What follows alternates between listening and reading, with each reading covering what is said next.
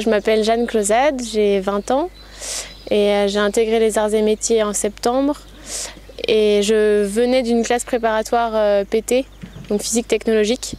Initialement, j'étais en section généraliste, enfin, j'ai fait un bac généraliste SVT, donc plutôt biologie et pas du tout technique. J'ai mon prof de maths de l'époque qui m'a conseillé la voie PT, enfin cette filière-là, en pensant que j'allais bien me plaire dans cette filière-là. Bah, c'est vrai que déjà, dès la classe préparatoire, il y a peu de filles. Alors moi par exemple, je connaissais pas du tout cette filière. En fait, si mon professeur en terminale m'avait pas dit allez voir par là, je serais pas allée. Donc dans mon cas, c'est vrai que j'ai senti qu'il y avait vraiment pour la filière PT, de mon côté, il n'y avait pas eu assez d'informations.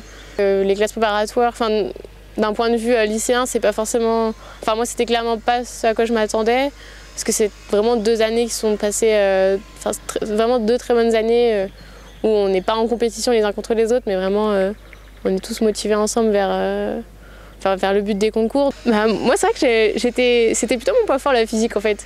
Donc, moi, je dirais qu'il faut peut-être plus s'accrocher pour les sciences industrielles. Après, ça dépend des élèves, mais moi, je sens que j'ai moins, des fois, le sens technique que certains garçons. Donc, c'est sûr qu'il faut s'accrocher, il faut être curieux, il faut aller voir. Faut regarder un peu autour de nous, quoi. Mais c'est vrai qu'il faut pas dire que c'est parce qu'on est une fille, on va pas y arriver. Faut se donner les moyens d'y arriver, quoi. Prépa physique technologique, donc où on est moitié provenant de sciences industrielles, moitié provenant de sciences et vie de la Terre. Donc on a beaucoup de soutien au début pour nous plonger dans ce milieu technologique, parce qu'on n'y connaît rien. Quand on vient de cette filière PT, l'école Rennes, vraiment, qui est faite pour nous, c'est les arts et métiers. Donc, comme toutes les autres classes préparatoires, il y a des concours en fin de 2e année. Il y a des écoles qui étaient peut-être déjà spécialisées. Et j'ai choisi les arts parce que c'est généraliste. Et vraiment, même si je sais que je travaillais dans l'industrie, j'ai pas du tout de... en tout cas, à l'époque, j'avais vraiment pas de préférence et je voulais pas me fermer des portes. Et je voulais pas trop non plus m'orienter dans la recherche, mais plutôt industrie. Et du coup, j'ai choisi les arts et métiers. Dans ma famille, ma mère est elle-même ingénieure. Pour moi, c'était un peu un modèle, quoi, de faire ingénieur comme elle. Et du coup, j'avais déjà, même dès le lycée, quand on doit choisir les classes préparatoires, j'étais déjà dans l'optique d'avoir un diplôme d'ingénieur à la fin. Préparatoire en physique technologique, la 2e année, on était 2 filles sur 50, donc c'est peu. Alors elles sont plus nombreuses dans les filières où il y a de la chimie, c'est toujours pas, c'est assez faible, mais c'est vrai qu'elles sont plus nombreuses. Mais moi c'est vrai que je suis pas du tout attirée par médecine, etc. Même si dans ma famille j'avais des exemples ou des gens qui pouvaient me motiver pour être dans cette branche-là. Je me retrouve dans un environnement maintenant où il y a plus de filles. C'est presque déstabilisant parce qu'on est quand même, on a l'habitude d'être toujours entouré de garçons. Mais en stage ou même des personnes de la génération de nos parents, bon, évidemment les grands-parents c'est encore plus difficile. Mais moi on m'a demandé ah vous êtes aux arts et métiers, d'accord, mais vous avez les mêmes cours que les garçons et vous allez avoir le même diplôme à la fin.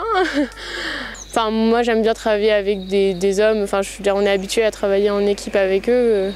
On est encore beaucoup en classe, peu nombreux, une classe de 25 en travaux dirigés. Donc c'est pratique pour s'entraîner sur les cours magistraux qu'on a eu en amphi. On a beaucoup de travaux pratiques aussi.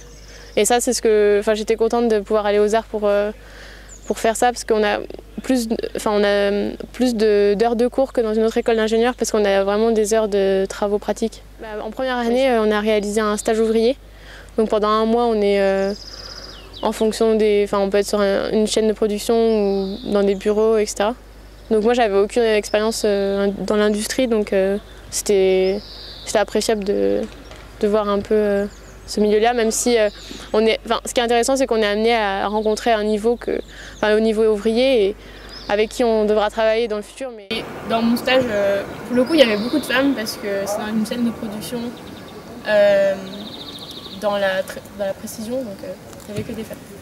Et dès la deuxième année, un projet dans une autre école ou un double diplôme, etc. On peut aller dans une autre école, mais sinon en restant à Cluny, on a le même enseignement pour tous les élèves. J'ai choisi en troisième année d'aller à l'INSTN, donc c'est dans le sud de la France pour faire un double diplôme en génie atomique, donc dans le domaine du nucléaire. Et donc là, je vais être amenée à me spécialiser, à avoir des cours dans ce domaine-là. Et ensuite, j'aurai normalement 1 an de stage dans des entreprises dans le domaine atomique. Je devrais avoir le diplôme des ingénieurs arts et métiers. Donc c'est un diplôme généraliste, mais avec quand même un aspect génie mécanique, génie industriel et génie énergétique. Et également le diplôme en génie atomique, ingénieur génie atomique. Aujourd'hui, je ne sais pas du tout dans quoi je vais travailler dans 5 ans, dans 10 ans, et puis je vais sûrement changer d'emploi dans ma carrière. Mais avoir le diplôme d'ingénieur, ça permet quand même de ne pas se focaliser sur un seul objectif. Alors, sur 191, nous sommes 36 filles. Mais il faut dire que l'administration va me dire qu'il y a de plus en plus de filles, mais en fait, chaque année, il y a surtout de plus en plus de filles étrangères. Parce qu'à Cluny, il y a des élèves de pays de l'Est. Et eux, quand ils envoient 10 élèves en double diplôme, il y a 5 filles, 5 garçons. À Cluny, il y a une nouvelle maquette pédagogique. Et donc, comme on est un petit peu c'est la deuxième année qu'ils font cette nouvelle maquette pédagogique, il y a beaucoup d'échanges avec le corps enseignant, assez fréquemment avec des délégués de classe et des représentants de promotion au niveau de la pédagogie, pour essayer d'ajuster le projet. Donc ils sont quand même à l'écoute. Après, c'est vrai qu'on est nombreux, donc au niveau de l'administration, ça satisfait pas forcément tout le monde, mais il y a beaucoup d'échanges avec les professeurs. Les métiers sont quand même connus pour avoir une forte vie associative en dehors des heures de cours. Donc on a beaucoup de projets, l'organisation d'événements comme le Grand Gala en juin, choses comme ça. Donc très bonne ambiance dans la promotion. Donc une fois qu'on leur a montré qu'on est motivé, qu'on veut s'investir et qu'on en est capable, ils comptent sur nous et après on travaille ensemble. Mes parents ils m'ont beaucoup soutenue parce qu'ils savaient que j'en avais les capacités et qu'il fallait que je me motive. Et puis mes professeurs aussi au lycée, en classe préparatoire, ils sont quand même vraiment là pour leurs élèves. En prépa, chaque prof a une classe, donc ils s'occupent quand même bien des élèves. Je découvre quand même, tout au long de l'année, on découvre avec des conférences ou des forums, des choses comme ça, des emplois, des ingénieurs qui nous décrivent leur mission, et c'est intéressant de voir à quel point ça peut être varié, et puis à quel point aussi, même en sortant des arts et métiers, il y a des gens qui vont travailler dans des banques, donc faut pas non plus se dire en allant dans une école qui fait du génie mécanique, je vais forcément travailler dans une usine. Cette période de transmission des traditions, elle est assez secrète, mais c'est pas pour autant. Elle est secrète, mais c'est pas pour autant qu'elle est dangereuse, qu'on fait des choses illégales. C'est pas pour. Elle est secrète, mais du coup forcément on a l'impression mais ils veulent pas nous dire ce qu'ils font. Du coup ça veut dire qu'ils doivent faire des choses intolérables. Moi j'ai très bien vécu cette période. Vraiment on a quasiment, voire tous de très très bons souvenirs. C'est là où vraiment les différents liens entre tous les élèves de la promotion sont créés. Une chose est sûre, en tant que fille, moi on m'avait dit mais en tant que fille ça va être compliqué cette période. Et sincèrement on est quasiment plus chouchoutés, parce qu'on n'est pas nombreuses, donc ils en ont conscience quand même.